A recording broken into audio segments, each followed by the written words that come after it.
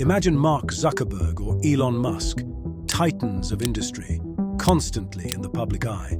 Now picture them as secret agents working for America's greatest threat, China. Sounds unbelievable, right?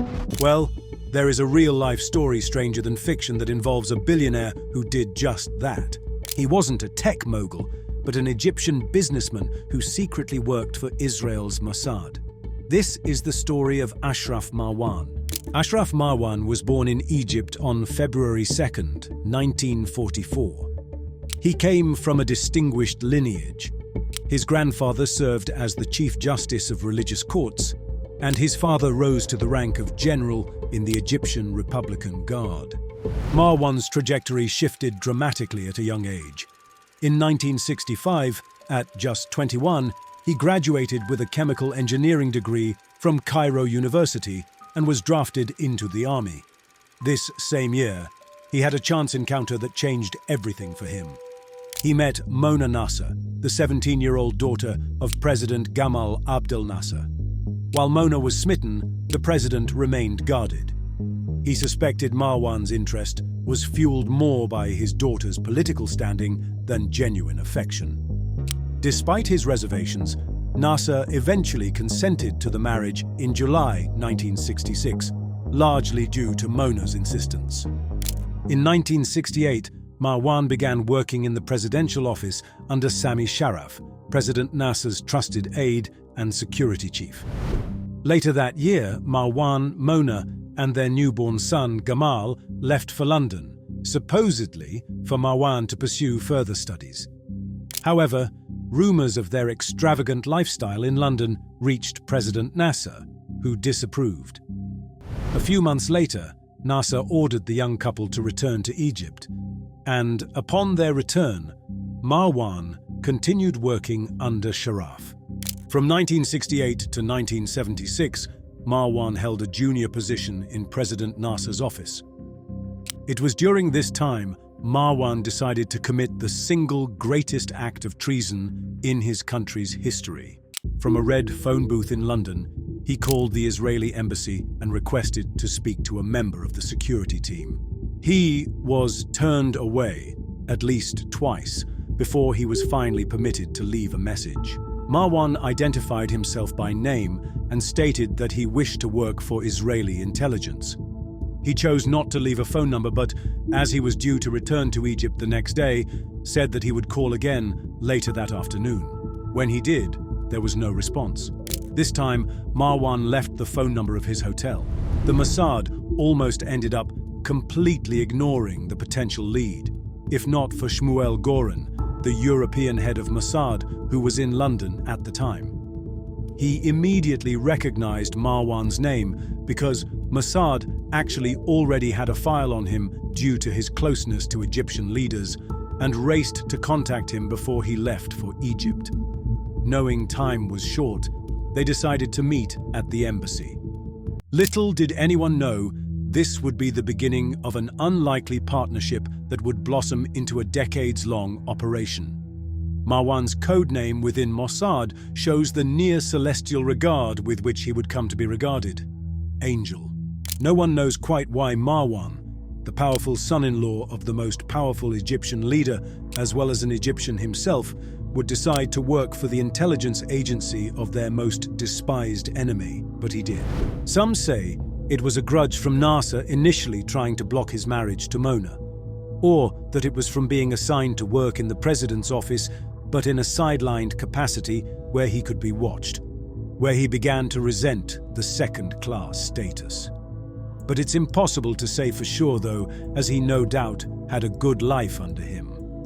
It just didn't make sense. After Nasser's death in 1970, Marwan continued his rise under the next president, President Anwar Sadat. Sadat wanted to show his support to the Nasser family, so he kept Marwan as a close aide. Marwan's skills soon impressed Sadat, so he appointed him to handle foreign relations in the lead-up to the 1973 Arab-Israeli War. He never stopped working for Israel, though, even after Nasser's death, and at this point, we truly have no idea as he was given everything. In this new role, Marwan built strong connections with Saudi Arabia and Libya, securing crucial financial and military aid for Egypt. He played a key role in convincing these nations, along with other OPEC members, to impose an oil embargo on the US. This embargo, a response to American support for Israel, not only triggered the 1973 oil crisis, but also contributed to the 1973 to 1975 recession. Recognizing Marwan's talent, Sadat tasked him with leading negotiations with Libya to acquire Mirage 5 fighter jets, vital for the upcoming war. This successful deal cemented Marwan's importance within the Egyptian government and the Arab world. Leveraging this newfound status, Marwan increasingly delved into the international arms trade and is said to have amassed significant wealth in the process. Things took a shocking turn in the years leading up to the 1973 Arab-Israeli War. Egypt was actively preparing for a military campaign with the goal of reclaiming the Sinai Peninsula. This strategic landmass had been under Israeli control since the Six-Day War in 1967, and its recovery was a matter of national pride and strategic importance for Egypt. Because of his position in the Egyptian ranks, Marwan had access to Egypt's most sensitive and guarded intelligence, and he was able to gather a wealth of information that would be of immense value to Israel.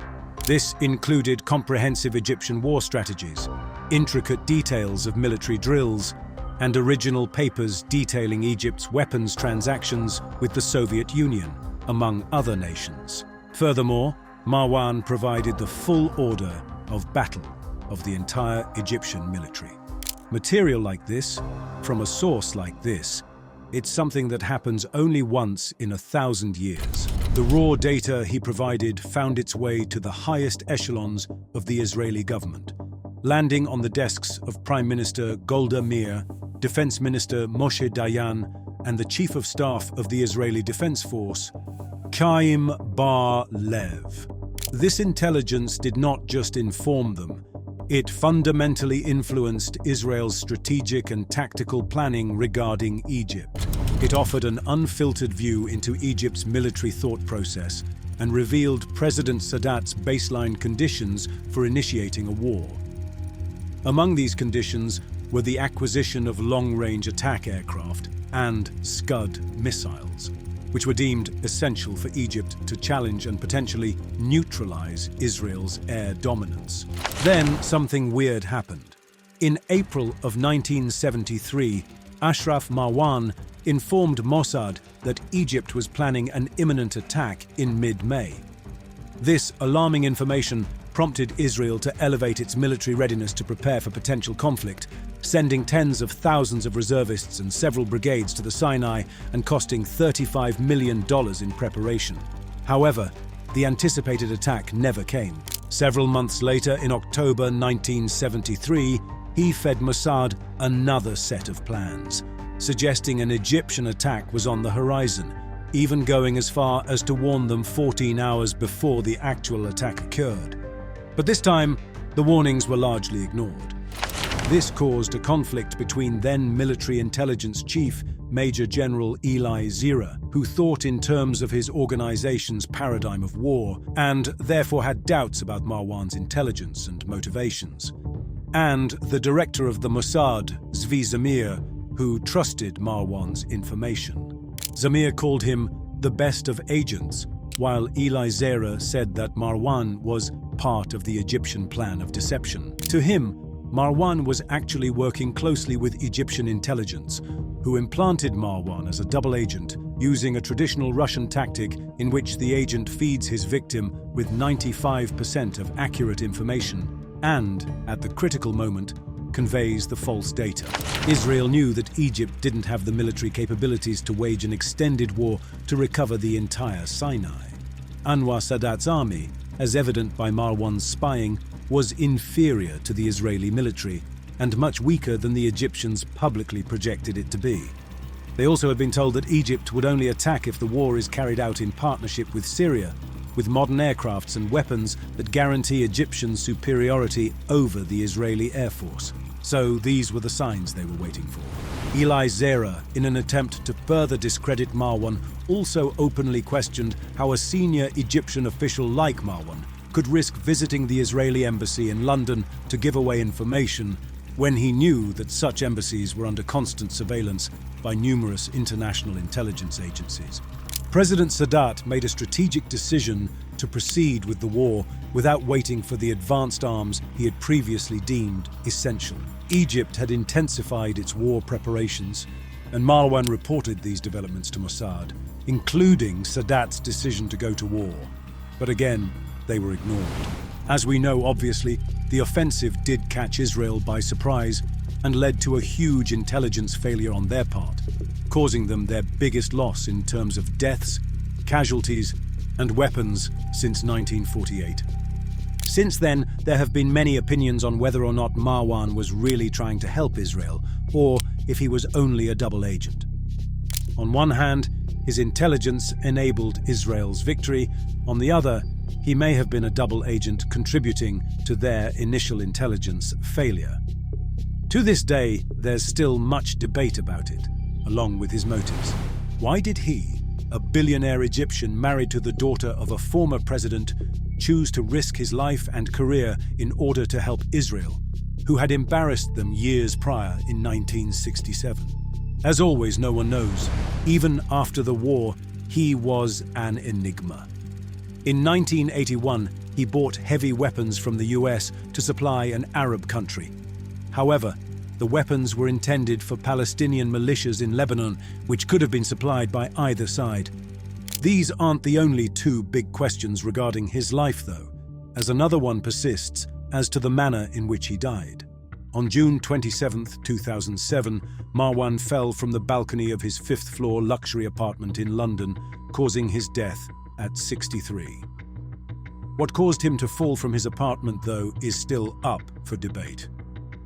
One thing that's for certain is that he was alive when he tumbled from that balcony. Marwan's final moments were witnessed, not from his own building, but from a nearby office on the third floor. 4 men, all employees of Marwan's company, were there for a meeting. They had a clear view of Marwan's balcony and were expecting him to join them, but he was running late. When they called him around noon, he reassured them he'd be there soon. What transpired next is what fuels the mystery surrounding Marwan's death.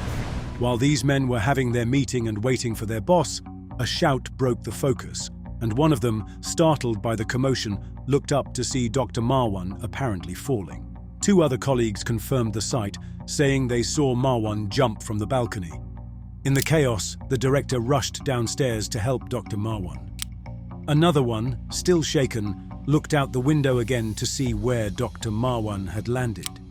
He noticed 2 people who looked Middle Eastern on a nearby balcony, but he couldn't tell for sure if it was the balcony of apartment 10, where Dr. Marwan lived. What's even more intriguing is that Marwan was at least the 3rd Egyptian living in London to die under similar circumstances, all of whom had ties with the Egyptian security services. So, did Marwan jump, or was he pushed? The ambiguity surrounding Marwan's demise persisted even after a thorough investigation. The coroner presided over a 2010 inquest into Marwan's death, which failed to reach a conclusive verdict. No one knows what caused him to jump, or if he even chose to either. While Marwan may not have intended to take his life, he certainly feared for it. The last time he was alone in his apartment with his wife, he told her that he might be killed. He also reportedly said, "I have a lot of different enemies."